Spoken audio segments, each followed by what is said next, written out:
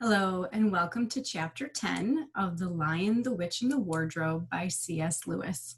Chapter 10 is called The Spell Begins to Break.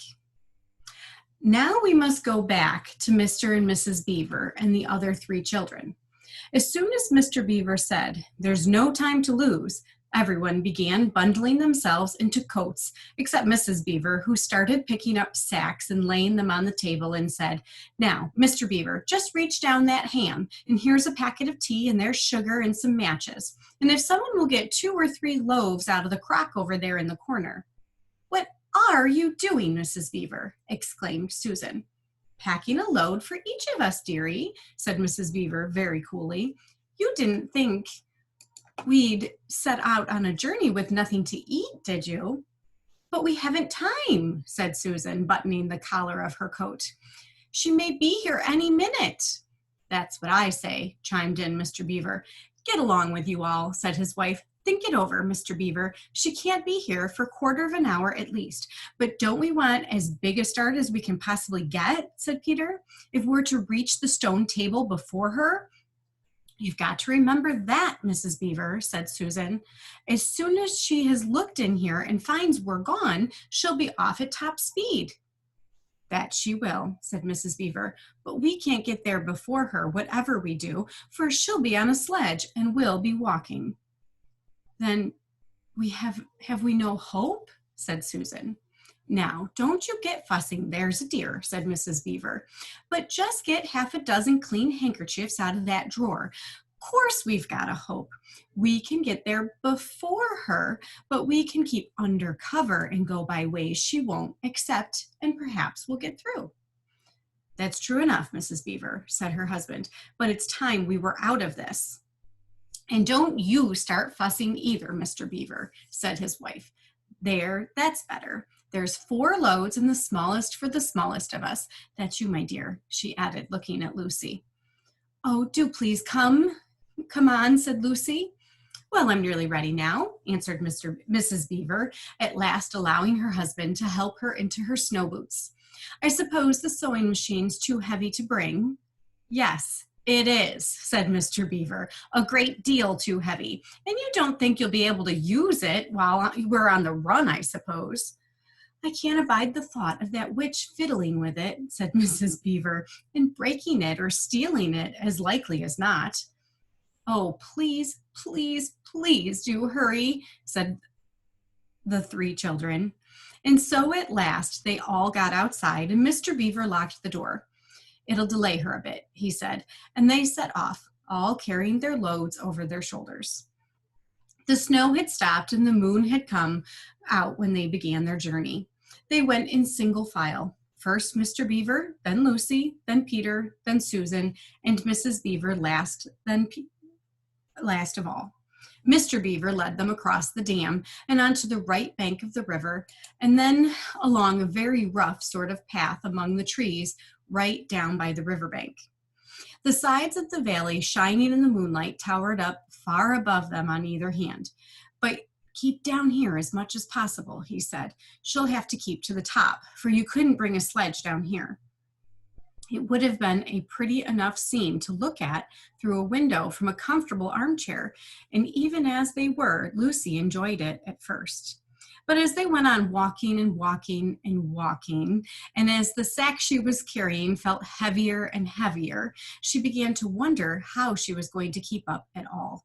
And she stopped looking at the dazzling brightness of the frozen river with all its waterfalls of ice, and at the white masses of the treetops, and the great glaring moon, and the countless stars, and could only watch the little short legs of Mr. Beaver going pad, pad, pad, pad through the snow in front of her, as if they were never going to stop. Then the moon disappeared and the snow began to fall once more.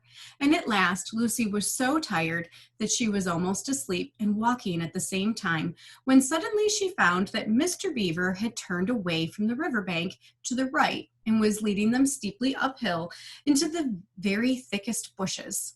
And then, as she came fully awake, she found that Mr. Beaver was just vanishing into a little hole in the bank, which had been almost hidden under the bushes until you were quite on top of it. In fact, by the time she realized what was happening, only his short, flat tail was showing. Lucy immediately stooped down and crawled in after him. Then she heard noises of scrambling and puffing and panting behind her, and in a moment, all 5 of them were inside.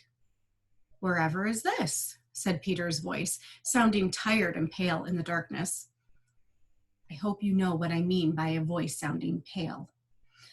"It's an old hiding place for beavers in bad times," said Mr. Beaver, "and a great secret. It's not much of a place, but we must get a few hours' sleep." "If you hadn't all been in such a plaguey fuss when we were starting, I'd have brought some pillows," said Mrs. Beaver. It wasn't nearly such a nice cave as Mr. Tumnus's, Lucy thought, just a hole in the ground, but dry and earthy. It was very small, so that when they all lay down, they were all a bundle of fur and clothes together. And what with that and being warmed up by their long walk, they were really rather snug. If only the floor of the cave had been a little smoother. Then Mrs. Beaver handed round in the dark a little flask out of which everyone drank something. It made one cough and splutter a little and stung the throat, but it also made you feel deliciously warm after you'd swallowed it, and everyone went straight to sleep. It seemed to Lucy only the next minute, though really it was hours and hours later, when she woke up feeling a little cold and dreadfully stiff and thinking how she would like a hot bath. Then she felt a set of long whiskers tickling her cheek and saw the cold daylight coming in through the mouth of the cave. But immediately after that, she was very wide awake indeed, and so was everyone else. In fact, they were all sitting up with their mouths and eyes wide open, listening to a sound which was the very sound they'd all been thinking of, and sometimes imagining they heard. During their walk last night, it was a sound of jingling bells. Mrs. Beaver was out of the cave like a flash, or Mr. Beaver was out of the cave like a flash the moment he heard it. Perhaps you think, as Lucy thought for a moment, that this was a very silly thing for him to do. But it was really a very sensible one. He knew he could scramble to the top of the bank among bushes and brambles without being seen, and he wanted above all things to see which way the witch's sledge went. The others all sat in the cave waiting and wondering. They waited nearly 5 minutes. Then they heard something that frightened them very much. They heard voices. "Oh," thought Lucy, "he's been seen. She's caught him." Great was their surprise when a little later they heard Mr. Beaver's voice calling to them from just outside the cave. "It's all right," he was shouting. "Come out, Mrs. Beaver. Come out, sons and daughters of Adam and Eve. It's all right. It isn't her." This was bad grammar, of course, but that is how beavers talk when they are excited. I mean in Narnia. In our world, they usually don't talk at all. So Mrs. Beaver and the children came bundling out of the cave, all blinking in the daylight and with earth all over them, and looking very frowsty and unbrushed and uncombed and with the sleep in their eyes. "Come on," cried Mr. Beaver, who was almost dancing with delight. "Come and see. This is a nasty knock for the witch. It looks as if her power was already crumbling." "What do you mean, Mr. Beaver?" panted Peter, as they all scrambled up the steep bank of the valley together. "Didn't I tell you," answered Mr. Beaver, "that she'd made it always winter and never Christmas? Didn't I tell you? Well, just come and see." And then they were all at the top and did see. It was a sledge, and it was reindeer with bells on their harness. But they were far bigger than the witch's reindeer, and they were not white but brown. And on the sledge sat a person whom everyone knew the moment they set eyes on him. He was a huge man in a bright red robe, bright as holly berries, with a hood that had fur inside it and a great white beard that fell like a foamy waterfall over his chest. Everyone knew him because, though you see people of his sort only in Narnia, you see pictures of them and hear them talked about even in our world, the world on the side of the wardrobe door. But when you really see them in Narnia, it is rather different. Some of the pictures of Father Christmas in our world would make him look only funny and jolly. But now that the children actually stood looking at him, they didn't find it quite like that. He was so big and so glad and so real that they all became quite still. They felt very glad, but also solemn. "I've come at last," said he. "She has kept me out for a long time, but I have got in at last. Aslan is on the move. The witch's magic is weakening." And Lucy felt running through her that deep shiver of gladness, which you only get if you are being solemn and still. "And now," said Father Christmas, "for your presents. There is a new and better sewing machine for you, Mrs. Beaver. I will drop it in your house as I pass." "If you please, sir," said Mrs. Beaver, making a curtsy. "It's locked up." "Locks and bolts make no difference to me," said Father Christmas. "And as for you, Mr. Beaver, when you get home, and you will find your dam finished and mended, and all the leaks stopped, and a new sluice gate fitted."